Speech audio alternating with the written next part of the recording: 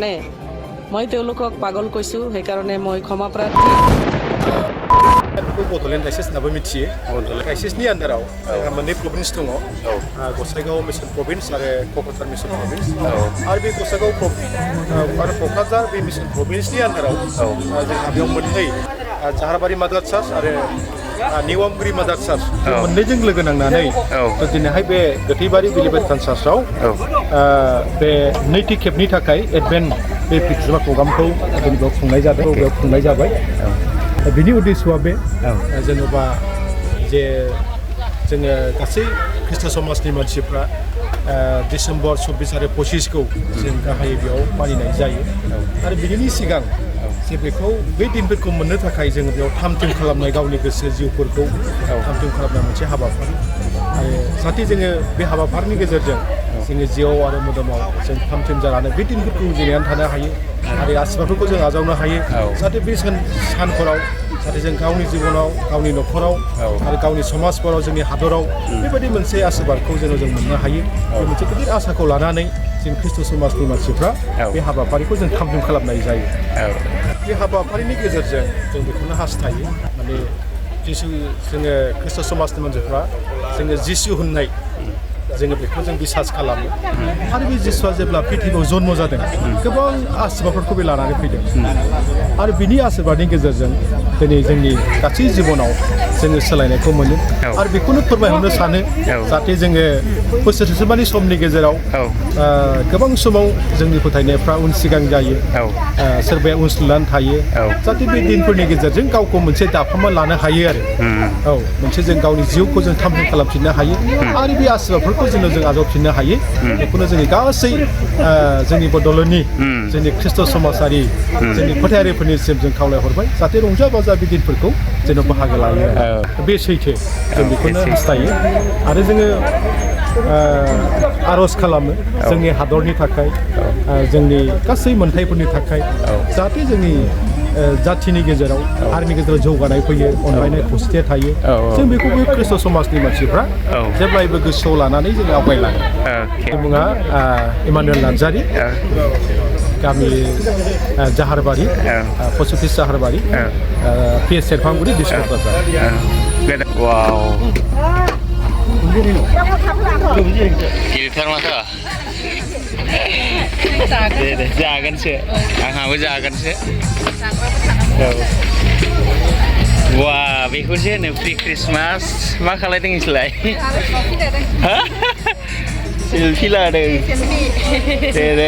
दे जाखांबाय नामा मा मोनजागोनब्रा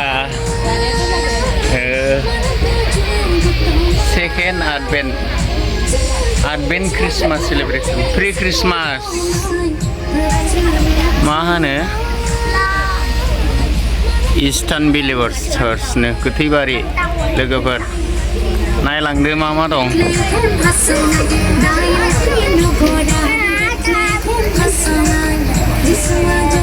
जिरायखांबायानोसै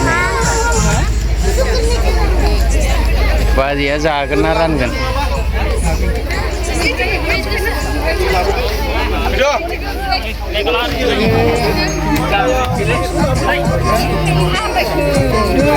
बाजियाव जागोन नामा मा जानो नागिरदों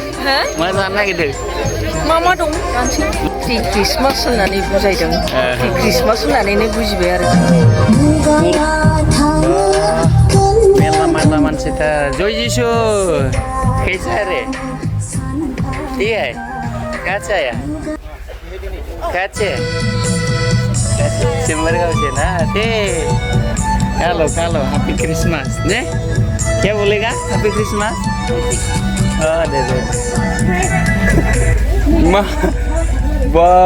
नहीं पूरा मा जायो लाब्राजों मटरजों आलुजों ना मा होननांगौ ना बाथोन नाफाम बाथोन दं नामा बेहालाय दालि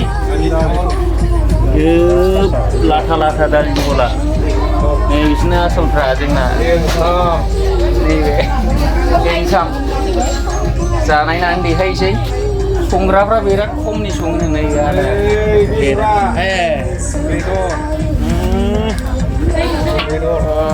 Gimana? Bari Ini ada. Manip ma फोरबो जादों आदा? Advance Bodoland. Advance Bodoland.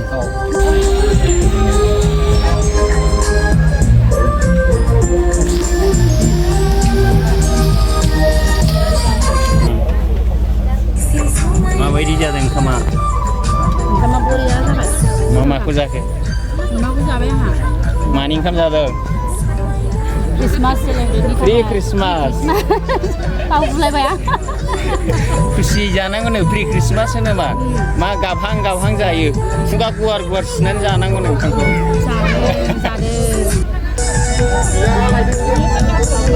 खाना कैसे रे खाना कैसे अच्छा है ना क्या खाया मांस नहीं खाया हेलो माथो जेबो होआ बिसोर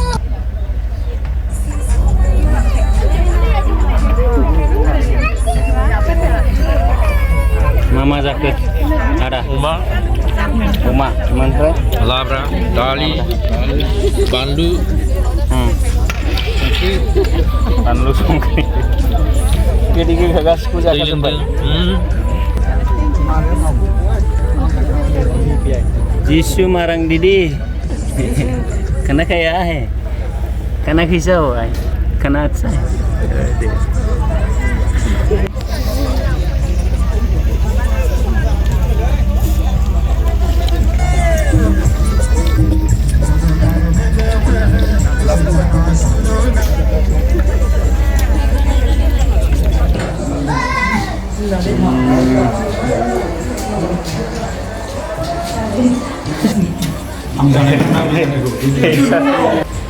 Besar.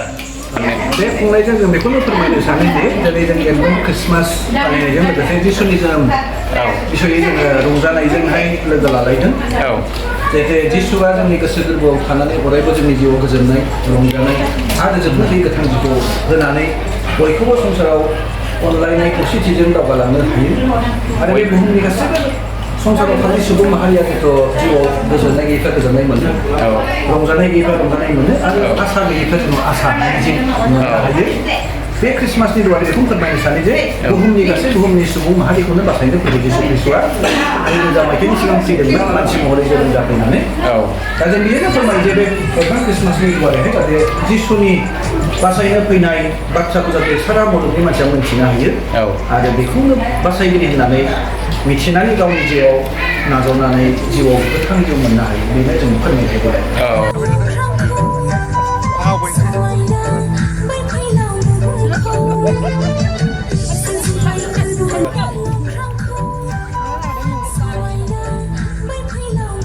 Nania mau जाखो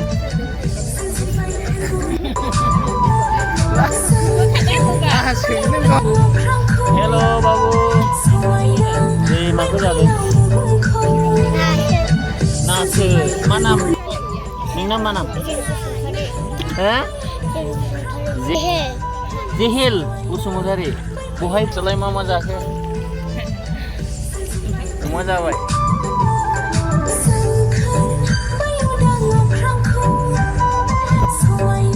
हेलो माखौ जाखो मा नाम Grace Bosumतारी मा क्लास आं क्लास 2 बहा फरायो स्कुल लुबैलाव मा जानो लुबैयो डक्टर जागोन नोंहालाय मा जानो लुबैयो IPS very good बिसोरलाय माखौ जाखो हेलो मा